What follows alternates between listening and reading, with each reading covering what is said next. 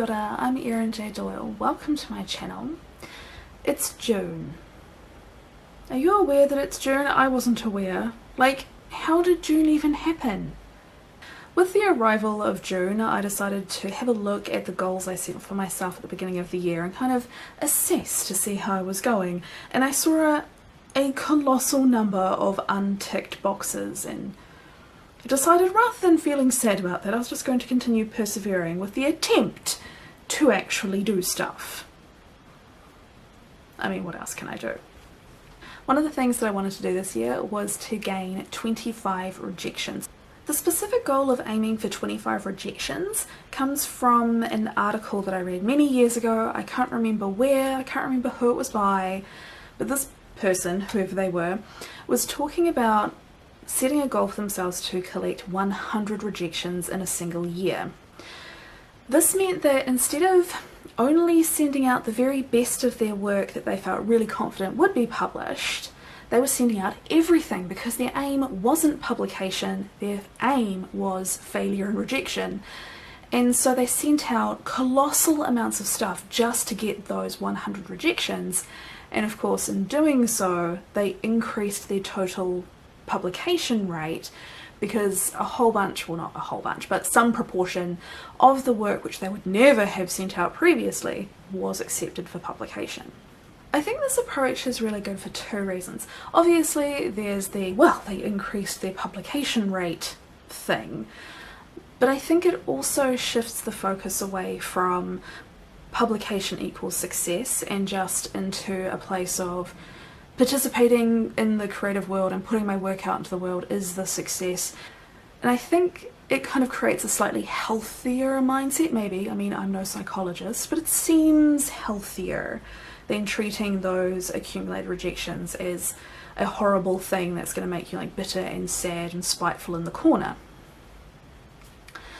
So for years I've wanted to try this, but setting a goal of 100 rejections just seems so big, particularly given that my focus is on writing long fiction, not flash fiction and other shorter pieces like short stories, poetry, etc.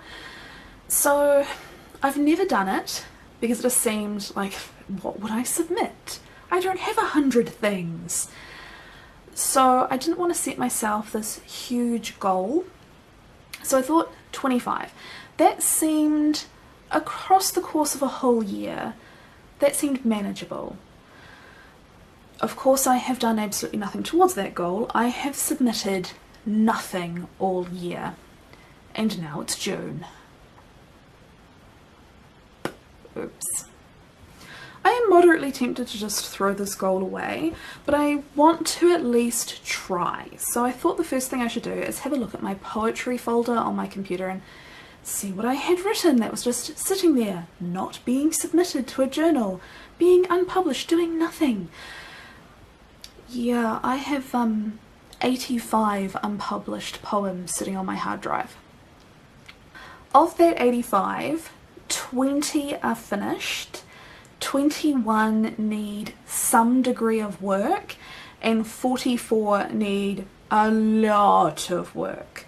That 44 also includes a couple which are just kind of really different versions of the same thing. Each piece is distinctly different, but I'm clearly talking about the same topic and I've just kind of tried to rework the ideas in some way. And there are also about 2 or 3 which are just frankly a little bit too political to do anything with. And there are a couple of completed poems which are found poems, which, yes, the poem is complete, but I would class it as unpublishable in its current form and I should probably relegate it to the needs a lot of work category. But nonetheless, this does give me a total of 84 poems. While I was working through this folder of poetry and assessing what I had to work with, I noticed there were some recurring themes. I have 8 poems which deal with body positivity in some context, and a further 24 poems on feminist type issues. That gives me, I think, 32 poems which could be grouped together. I think, you know, assault, feminism, body positivity, etc. could kind of go into one cohesive collection. So that's food for thought. But to be honest, I'll probably keep them separate so I can submit them separately, particularly given that a large portion of them need a lot of work, and there are some which are more or less ready to go out on submission. So we might not worry about trying to make a collection out of them, but it's tempting to, because a collection could get published. Obviously, even if the goal is to collect 25 rejections, I don't want to send out 25 pieces of actual garbage. So even though I have over 80 poems or bits of poetry sitting there, it's going to take some time to polish them and get them ready, which kind of brings me to this dilemma of the time I have left. I mean, I've got the rest of the year to hit this goal.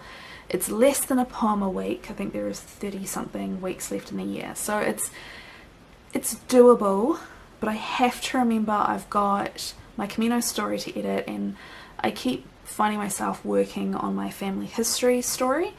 So where am I going to find the time? Maybe I make it a Camp Nano goal.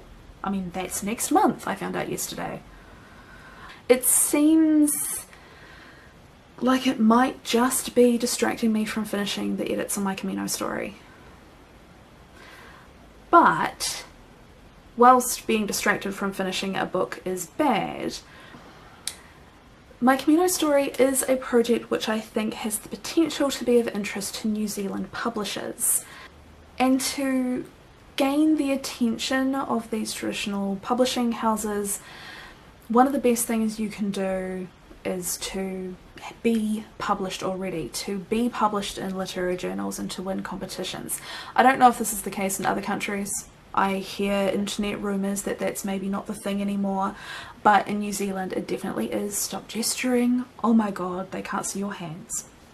So making the effort to submit some of these poems that I have just sitting on my hard drive may play out to my benefit in the long run.